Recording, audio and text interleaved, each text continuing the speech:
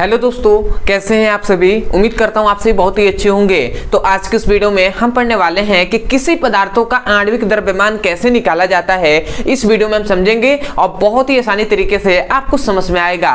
तो चलिए दोस्तों, अपने टॉपिक को शुरू करते हैं। तो यहाँ पे हमने सबसे पहला लिखा है कि आणविक द्रव्यमान निकालना सीखें। और हम ये भी पॉइंट्स जानते हैं कि आणविक द्रव्यमान को हम अणु भार के भी नाम से जानते हैं। तो भैया अणु भार या कह दिया जाए या आणविक द्रव्यमान आपसे कह दिया जाए कि निकालिए किसी पदार्थ का, तो आपको कैसे निकाला जाता है इसको हम समझते हैं। तो भैया इसको समझने के लिए हमने यहाँ पे इतने सारे क्या लिए हैं, पदार्थ लिए हैं, या आप कह सकते हैं यौगिक लिए गए हैं। अब भैया इन सभी का हम एग्जांपल से आपको इसको एक एक करके निकालेंगे, आपको बहुत ही अच्छे से समझ में आएगा। परंतु इससे पहले आपको कुछ पॉइंट्स को जानना बहुत ही जरूरी है, क्योंकि बेसिक टू हाई हम जाने वाले हैं, इसीलिए कुछ पॉइंट्स तो आपको जानना ही पड़ेगा। जबकि बहुत स्टूडेंट ऐसे भी होंगे जिन्हें पता भी होगा। तो सबसे पहला पॉइंट ये है आपको जानना कि मतलब क्या कह सकते हैं कि किसी भी परमाणु द्रव्यमान किसे कहते हैं, मतलब किसी तत्व का हम परमाणु द्रव्यमान। सबसे पहला ये पॉइंट आना चाहिए कि परमाणु द्रव्यमान या परमाणु भार किस पदार्थ का कितना है। मतलब कोई भी तत्व है, मान लेते हैं कि नाइट्रोजन है, ठीक है, या ऑक्सीजन है, ठीक है। तो अब अगर मैं पूछ दूं कि भैया नाइट्रोजन का जो क्या होता है, इसका परमाणु भार कितना होता है, तो आपको पता होना चाहिए कि नाइट्रोजन 7 और ऐसे हम लिखते हैं 14, और यदि ऑक्सीजन आता है तो ऑक्सीजन में हम लिखते हैं 8 और 16, ऐसे हम लिखते हैं। तो इसका मतलब क्या हुआ कि जो नीचे होता है इसे हम परमाणु क्रमांक कहते हैं। ये तो पॉइंट्स हम जानते हैं ना, या परमाणु संख्या कहते हैं। ऐसे ये भी क्या हो जाएगा, परमाणु क्रमांक या परमाणु संख्या हो जाएगा। और जो ऊपर होता है वही क्या होता है भैया, परमाणु द्रव्यमान या परमाणु भार होता है। इतनी पॉइंट्स तो हम जानते हैं। तो सबसे पहले ये पॉइंट्स आपको पता होना चाहिए कि ये जो क्या होता है, किसी भी तत्वों के ऊपर जो होता है वही क्या होता है, परमाणु द्रव्यमान या परमाणु भार होता है। तो आशा करते हैं ये पॉइंट्स आपको समझ में आ गया होगा। अब भैया इसका मतलब सभी तत्वों का आपको पता होना चाहिए कि परमाणु भार कितना होता है। हमने निकालना भी सिखाया है। तो यदि आपको सीखना है तो आप केवल लिख सकते हैं कि परमाणु भार निकालना सीखे ब्रदर सर, आपको वो वीडियो मिल जाएगा। तो आशा करते इतनी बात समझ गए होंगे। तो सबसे पहला ये पॉइंट्स अगर आपको पता होगा तो आप निकाल सकते हैं। अब देखते हैं कैसे निकाला जाता है। तो सबसे पहले आ जाते हैं हम एक के जो है जल को हम H2O से प्रदर्शित करते हैं। अब इसमें निकाला ऐसे जाएगा कि जो सबसे पहले हम देखेंगे कि भैया कितने इसमें तत्व हैं, ठीक है, मतलब कितने तत्वों के कितने परमाणु हैं। तो यहाँ पे एक देख रहे हैं कि हाइड्रोजन है, ठीक है, एक देख रहे हैं ऑक्सीजन है, ठीक है। तो बीच में हम ओ जो प्लस दे देंगे, ऑक्सीजन हमने लिख दिया। अब हम ये देखेंगे कि हाइड्रोजन की यहाँ पे संख्या कितनी है, 2 है ना भैया, हाइड्रोजन की संख्या यहाँ पे 2 है। तो हम 2 से गुणा कर देंगे सबसे पहले। तो 2 से हमने गुणा कर दिया। यहाँ पे ऑक्सीजन है, यहाँ पे ऑक्सीजन हमने लिखा है, तो ऑक्सीजन की संख्या है 1। तो हमने ऑक्सीजन का 1 के गुणा करें ऑक्सीजन में, तब भी बात एक ही है, तो हमने ऑक्सीजन ही केवल लिख दिया। अब आते हैं सबसे पॉइंट्स में। तो 2 हाइड्रोजन का, अब हम लिखेंगे हाइड्रोजन का परमाणु द्रव्यमान। तो 2 लिख देंगे और उसके बाद परमाणु द्रव्यमान हाइड्रोजन का कितना होता है, 1 ही होता है, तो हम 1 लिख दिए, बीच में प्लस देंगे। ऑक्सीजन का परमाणु द्रव्यमान हम जानते हैं 16 होता है, तो हम लिख दिए 16। अब ये 2 एकम में 2 और प्लस 16 इक्वल टू जो 18 आया, ये क्या निकलेगा भैया, इसे हम कहेंगे जल का अणुभार या जल का आणविक द्रव्यमान। हमने क्या कहा, हमने यही न किया कि सबसे पहले हमने देखा कि कितने परमाणु है। तो हाइड्रोजन जो तत्व है इसके 2 यहाँ पे परमाणु थे, ऑक्सीजन के 1 ही परमाणु है। तो केवल हमने 2 से हाइड्रोजन परमाणु के जो क्या होता है, मतलब परमाणु द्रव्यमान होता है हाइड्रोजन का, उससे हमने 2 से गुणा करा दिया। अब बीच में प्लस देना है, और फिर से ऑक्सीजन का परमाणु भार हमने लिख दिया। अब 2 एकम में 2 और फिर 16, तो 18 क्या 16 और 2 क्या होता है, 18 होता है। तो आशा करते हैं आपको समझ में आया होगा। एक एक करके निकाले जाएगा तो और अच्छे से आपको प्रैक्टिस होते जाएगा, समझ में भी आएगा। तो चलिए अब हम देख लेते हैं दूसरा। तो दूसरा है सल्फ्यूरिक अम्ल, जिसे हम शांत सल्फ्यूरिक अम्ल के नाम से भी जानते हैं। तो इसको हम H2SO4 से प्रदर्शित किए हैं। तो इसको हम लिख सकते हैं, सबसे पहले लिखेंगे कि हाइड्रोजन की संख्या है 2, तो हम लिखेंगे 2 गुणे हाइड्रोजन, बीच में फिर से प्लस देंगे। फिर से आता है अब सल्फर, तो सल्फर की संख्या है 1, तो हम कोई दिक्कत नहीं है, हम सल्फर S लिख दे रहे हैं। उसके बाद आता है बीच में प्लस हमने दे दिया। फिर से ऑक्सीजन की संख्या कितनी है, 4 है, तो 4 लिखकर और गुणा करा देंगे ऑक्सीजन O से, हमने गुणा करा दिया, ठीक है। इसको मैं मिटा दे रहा हूं। अब आते हैं हम एक एक करके। अब सबसे पहले तो हमने यहाँ पे 2 है तो 2 लिख दिया।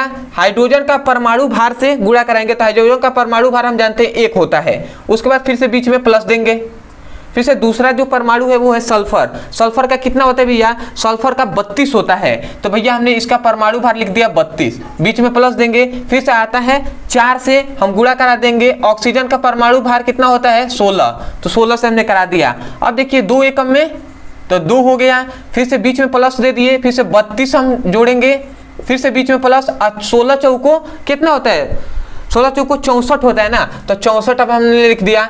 अब हम एक एक करके इसको जोड़ लेते हैं, तो कितना हो जाएगा भैया, 4 2 6 और 2 8, तो भैया हमने 8 लिख दिया, और 6 और 3 9 मतलब 98। तो इसका कितना हुआ भैया, 98 हुआ। आशा करते हैं आपको दिखाई दे रहा होगा, नहीं तो 98 आप याद रखेंगे, इसका 98 होता है किसका भैया, H2SO4 का। ठीक है, अब आते हैं आगे, एक और हम देख लेते हैं। सबसे पहले कार्बन डाइऑक्साइड, तो भैया कार्बन डाइऑक्साइड को CO मतलब CO2 से प्रदर्शित करते हैं। तो इसमें भैया कार्बन की संख्या है 1, तो हमने कार्बन लिख दिया, प्लस लिख दिया, फिर से ऑक्सीजन की संख्या है 2 और गुणे ऑक्सीजन हमने लिख दिया। ठीक है, अब ध्यान दीजिएगा, कार्बन होता है तो कार्बन का होता है 12, तो 12 हमने परमाणु भार लिख दिया, प्लस दे दिया, फिर से आता है 2 और गुणे ऑक्सीजन का होता है 16। ठीक है, तो 16 लिख दिया। अब 12 और प्लस 16 दूना 32, तो 12 और 32 कितना हो जाएगा भैया, तो ये हो जाएगा 44। ठीक है, तो मतलब कार्बन डाइऑक्साइड का कितना हो गया, आणविक द्रव्यमान 44 हो गया। आशा करते हैं समझ में आया होगा। ऐसे ही संगमरमर जिसे हम CaCO3 से प्रदर्शित करते हैं, तो इसका हम निकालते हैं, तो ये क्या हो जाएगा, यहाँ पे है देखिए Ca, तो Ca हमने लिख दिया। ठीक है, उसके बाद आता है भैया प्लस दे देंगे, उसके बाद आता है कार्बन, तो कार्बन की संख्या है 1, तो हमने कार्बन लिख दिया, फिर से O आ गया, तो O की संख्या, ऑक्सीजन की संख्या है 3, तो 3 गुणे O लिख दिया। ठीक है, समझ में आ रहा है ना, इसको हमने अलग अलग कर दिया। अब आता है भैया कैल्शियम, मतलब इसका परमाणु भार कितना होता है, तो हम जानते हैं 40 होता है, तो हमने लिख दिया। फिर से कार्बन का कितना होता है भैया, 24 क्या होता है, 12 होता है, तो हमने 12 लिख दिया। ठीक है, और उसके बाद 3 ऑक्सीजन है, तो पहले 3 से ऑक्सीजन के परमाणु भार कितना होता है, 16 से गुणा कर देंगे, तो हमने ऐसे लिख दिया। अब 40 और 12 कितना होता है भैया, 52 होता है ना, तो 52 हमने लिख दिया, और 16 3 48 होता है, तो यहाँ पे हमने लिख दिया 48। अब बताइए 48 और 52 कितने होते भैया, 100। ठीक है, मतलब 100 होते हैं ना, तो हमने यहाँ पे 100 लिख दिया। तो ये आपका किसका भैया, याद रखेंगे संगमरमर का जो क्या होता है, आणविक द्रव्यमान या अणु भार कितना होता है भैया, अणु द्रव्यमान भी आप कह सकते हैं, कितना होता है, 100 होता है। तो आशा करते हैं कि संगमरमर का आपको हमेशा याद रहेगा। अब आता है भैया हाइड्रोक्लोरिक अम्ल, जिसे हम HCl से प्रदर्शित करते हैं। तो यदि हम इसका निकालते हैं, देखिए कितने अच्छे से इसका निकलेगा। सबसे पहले हाइड्रोजन है, तो हाइड्रोजन लिख दिया, फिर से Cl है, ठीक है, क्लोरीन है, तो इसका हमने एक एक मतलब 2 इसमें क्या है, तत्व है, तत्वों के परमाणु है ना, एक है हाइड्रोजन, एक है क्लोरीन। अब इनका हम लिख लेते हैं। तो भैया हाइड्रोजन का हमें पता है कि एक ही होता है, ठीक है, और इसका क्या होता है, परमाणु भार कितना होता है भैया, 35.5 होता है ना, हम लिख देंगे 35.5, या इसका आप कह सकते हैं 35 भी कह देंगे तो कोई दिक्कत नहीं है। ठीक है, तो अब ये क्या हो जाएगा, जोड़ देंगे तो 36.5 हो जाएगा। तो ये 36.5 निकला, वो HCl का क्या निकलेगा भैया, अणु भार है या आणविक द्रव्यमान है। ठीक है, तो आशा कर ग्लूकोज का देख लेते हैं। ग्लूकोज का फॉर्मूला क्या है, C6H12O6। अब इसका अगर हम देखते हैं तो इसमें सबसे पहले हम देखेंगे भैया क्या है, इसमें जो कार्बन है, कार्बन की संख्या है 6, तो 6 में हम कार्बन का गुणा कर देंगे। उसके बाद आता है हाइड्रोजन की संख्या है 12, तो 12 गुणे क्या कर देंगे, हाइड्रोजन, बीच में प्लस देंगे, फिर से ऑक्सीजन की संख्या है 6 और गुणे ऑक्सीजन हम कर देंगे। अब आता है भैया सबसे पहले, अब हम लिखेंगे कि भैया 6 और गुणे कार्बन का परमाणु भार कितना होता है भैया, 12 होता है, तो हमने 12 लिख दिया। ठीक है, अब आता है 12 बीच में प्लस हमने दे दिया है। उसके बाद 12 हाइड्रोजन का कितना होता है, 1 होता है, तो हमने 1 लिख दिया। उसके बाद बीच में हम प्लस देंगे, फिर से आता है 6 गुणे ऑक्सीजन का कितना होता है भैया, 16 होता है, तो हमने 16 लिख दिया। इतना हो गया। अब आपको थोड़ी सी ध्यान देनी है, 12 छक्के कितना होता है भैया, 72 होता है, तो हमने लिख दिया 72। ठीक है, बीच में प्लस दे दिया। उसके बाद आता है 12 एकम में 12, तो 12 हमने लिख दिया, फिर से बीच में प्लस, और 16 छक्के 96। ठीक है, तो हमने 96 लिख दिया। अब आपको जोड़ लेना है इस सभी को, तो कितना हो जाएगा भैया, 6 और 2 8 2 10, तो ये क्या हो जाएगा, 10 का 0 हमने लिख दिया। बचा हासिल क्या हो गया भैया, 1 हो गया, तो 9 1 10 और 10 1 11 और 11 7 18 मतलब 180। अब भैया ये 180 जो है ये किसका हो जाएगा, ग्लूकोज का क्या हो जाएगा, आणविक द्रव्यमान हो जाएगा। अब भैया ये तो आपको पता है ना कि हम इसको क्या लिखेंगे, AMU, अंत में हम लिखते जाएंगे AMU। ठीक है, AMU एटॉमिक मास की यूनिट है, ठीक है, एटॉमिक मास यूनिट है, ठीक है, आणविक द्रव्यमान का, ठीक है। तो आशा करते समझ गए होंगे।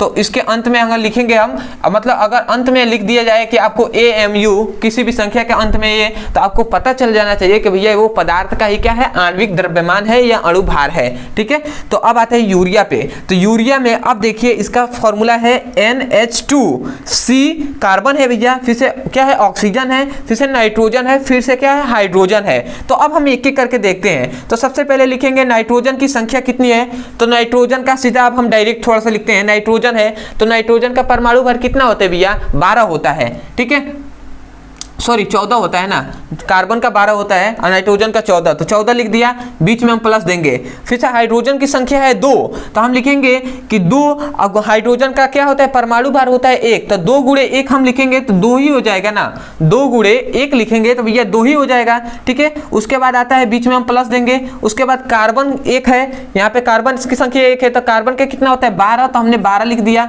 फिर से ऑक्सीजन की संख्या भी 1 है, तो 16 होता है ऑक्सीजन का, तो 16 हमने लिख दिया। फिर से नाइट्रोजन है, तो नाइट्रोजन का कितना होता है, अभी हमने बताया 14 होता है, तो इसलिए हम फिर से 14 लिखेंगे। फिर से हाइड्रोजन की संख्या है 2 और परमाणु भार होता है 1, तो 2 एकम में 2 हो जाएगा, तो बीच में हम फिर से 2 लिख देंगे।